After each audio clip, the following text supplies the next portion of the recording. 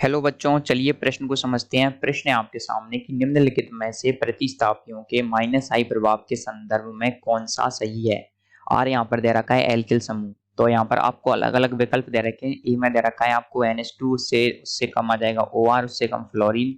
तो यहाँ पर आपको क्या क्या विकल्प दे रखा है। बी विकल्प में दे रखा है NR2, उससे ज्यादा OR, उससे ज्यादा फ्लोरीन। विकल्प सी में NH2 से ज्यादा OR, उससे ज्यादा फ्लोरीन। डी में दे रखा है आपको Nr2, उससे उससे मतलब Nr2 का ज्यादा है OR की अपेक्षा, और OR का ज्यादा है फ्लोरीन की अपेक्षा। तो आपको दिए गए विकल्पों में से बताना है कि माइनस आई प्रभाव के संदर्भ में कौन सा कथन सही है। तो दिए गए प्रश्न की जो मुख्य अवधारणा है वो ये है कि आपको पता होना चाहिए जो माइनस आई प्रभाव होता है वो किस प्रकार से उसका क्रम होता है, किस प्रकार से उसको देखा जाता है, किस प्रकार से उसकी प्रबलता होती है।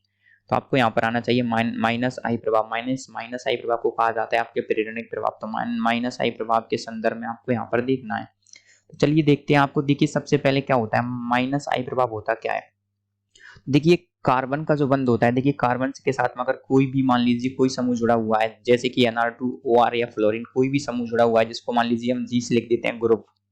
तो क्या होता है, ये ग्रुप क्या करता है, कार्बन के जो इलेक्ट्रॉन्स होते हैं उनको अपनी ओर आकर्षित करने की इसकी जो क्षमता होती है, प्रेरणिक प्रभाव, यानी कि वो क्या करता है, ये आंशिक रूप से अपनी ओर आकर्षित करता है। आकर्षित करने से क्या होता है, जो इलेक्ट्रॉन्स होते हैं वो क्या होते हैं, इसकी तरफ आ जाते हैं। मान लीजिए इलेक्ट्रॉन पहले यहाँ पर थे, दोनों में समान समान बटे हुए थे, उससे क्या हो जाता है, बाद में क्या होता है, ये इलेक्ट्रॉन थोड़े से इसकी तरफ आ जाते हैं, जिससे क्या हो जाता है, इसके पास में क्या आ जाता है, डेल ऋणात्मक आवेश आ जाता है, डेल माइनस, और इसके पास आ जाता है डेल प्लस आवेश।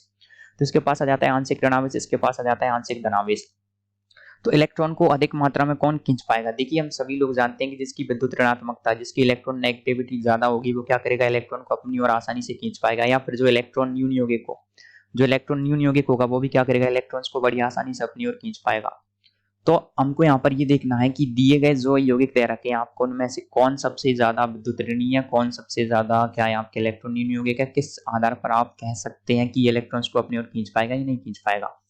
तो दिए गए विकल्पों में से जब हम देखते हैं तो विकल्प बी को आप देख पाएंगे। विकल्प बी दे रखा है आपको, देखिए विकल्प बी में क्या है आपके Nr2, और उससे ज्यादा दे रखा है OR, और उससे ज्यादा दे रखा है आपको फ्लोरीन। तो आप एक चीज यहाँ पर पाएंगे, देखिए एक चीज पाएंगे, क्या पाएंगे कि जो आपके फ्लोरीन होता है वो क्या होता है, प्रबल विद्युत ऋणी होता है, और ऑक्सीजन भी विद्युत ऋणी होता है। उसके साथ में R लग रहा है एल्किल समूह। और नाइट्रोजन क्या होता है, नाइट्रोजन के साथ में देखिए आपने लगा रखे हैं यहाँ पर 3 R समूह। तो देखिए R समूह क्या करते हैं, एल्किल समूह क्या करते हैं, इसको इलेक्ट्रॉन देने का कार्य करते हैं अधिकतर मात्रा में। तो क्या हो जाएगा, ये इलेक्ट्रॉन देने का कार्य करते हैं तो इसकी जो सामर्थ्य हो जाती है वो क्या हो जाती है, और बढ़ जाती है। तो इस आधार पर आप कह सकते हैं कि जो हमारा विकल्प बी है ना, वो बी क्या हो जाएगा, एकदम सही हो जाएगा। तो विकल्प बी यहाँ पर सही है। अब विकल्प ए गलत क्यों, विकल्प ए इसलिए गलत है, आप देखेंगे विकल्प ए में क्या है आपके NH2OR और फ्लोरीन। तो विकल्प ए में क्या है, फ्लोरीन की विद्युत ऋणता इन्होंने सबसे कम बता रखी है, यानी कि जो उसका माइनस आई प्रभाव है वो सबसे कम है। तो ऐसा नहीं हो सकता।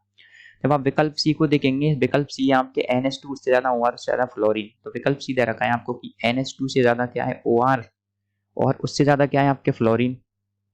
तो आप पाएंगे कि आपका ये वाला जो विकल्प है क्या ये भी एकदम सही है, क्योंकि आप जानते हैं कि जो अमोनिया होता है NH2, उसकी जो सामर्थ्य होती है माइनस आई के संदर्भ में वो उससे ज्यादा होती है OR समूह की, और R यहाँ पर क्या है एल्किल, और सबसे ज्यादा होती है फ्लोरीन समूह की। फ्लोरीन की क्या होती है, क्योंकि फ्लोरीन होता है प्रबल विद्युत ऋणी तत्व। प्रबल विद्युत ऋणी होने की वजह से क्या करता है, ये इलेक्ट्रॉन्स को अपनी ओर आकर्षित कर लेता है।